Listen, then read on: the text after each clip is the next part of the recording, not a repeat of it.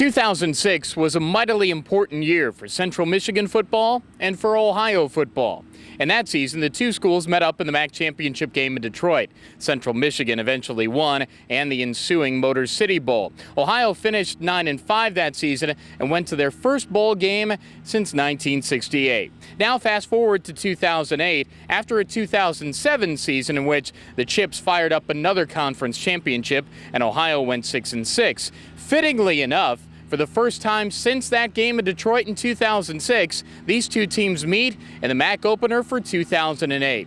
This sign in the corner of the end zone at Peyton Stadium is a signifier of what's possible, just a little taste of what's possible for Ohio football. They want to turn this East Championship banner into a total championship banner for the conference in 2008. It starts with the opener, the first of 8 games for both schools in the MAC on Saturday here at Peyton Stadium. This is a scouting report on the opposition. I'm Russ Eisenstein. Is it the system or is it the player? That's a chicken or the egg question when it comes to the spread offense.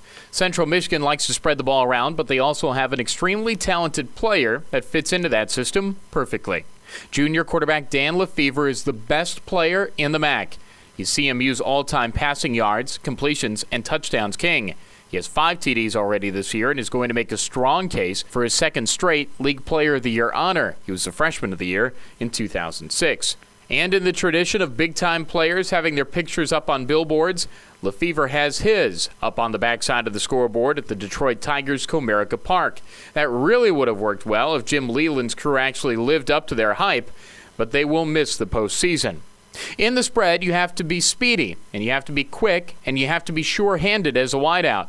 The Chips have several of those players. Brian Anderson has speed and height. He's 6'5". He had over 1,100 yards and 10 touchdowns last season and has caught a pass in 30 straight games. That's the 8th longest current streak in the country. Antonio Brown, Joe Bachheim, and Gene Pitts are the other starters. Pitts made a diving snare in the end zone of a Lefevre pass against Eastern Illinois and had another TD against Georgia. Bachheim scored against the Dogs, too. A running back in the spread can serve as another receiver. Ontario Sneed fills that bill, but he can run, too. He was a 1,000-yard rusher as a freshman. That type of production has dropped off, but he's the top active receiving running back in the nation, which says a lot considering Texas Tech uses Shannon Woods a ton. Every MAC defense needs to step up their game. Ohio has done that through 2 weeks, and the Chips are trying to up their unit too. It's tough to judge by the 08 numbers considering who they've played. Georgia gashed the maroon and gold for over 500 yards, but they can do that to anyone. Last year, CMU was outscored and outgained on average. This year, Nick Bellore has 20 tackles through 2 weeks from his middle linebacker slot. He had over 100 as a true freshman. Casey Drosha anchors the line at nose guard, and in the secondary, Bobby Say and Josh Gordy are the best. Gordy had 4 interceptions last year. Head coach Butch Jones has continued what Brian Kelly started before he left for Cincinnati. The Chips have won 19 games over the last 2+ years and have a 13-2 league mark in that time. On the road, CMU has won 10 of their last 12 conference games. They are the best team in the MAC, but they will spot the Cats some points. The question is, can the green and white limit the visitors' offense? Either way, it's a good primer for next week when Ohio plays a Northwestern team that is similarly built to Central. This is the 26th meeting all time between the two schools, and through the first 2 weeks, we really don't know all there is to know about both units. Ohio could have the dubious distinction of being the best 0-2 team in the country based on the first 2 weeks' results, and Central Michigan beat Eastern Illinois, went down to Georgia. A lot of teams in the MAC might be able to beat Eastern Illinois, but a lot of teams in the MAC might lose and blow out fast into Georgia, too.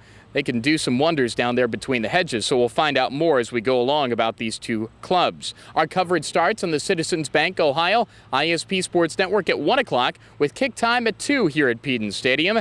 Tickets are still available, and we hope they become scarce come kick time on Saturday. You can dial 1-800-575-CATS or go to OhioBobcats.com for ticket information.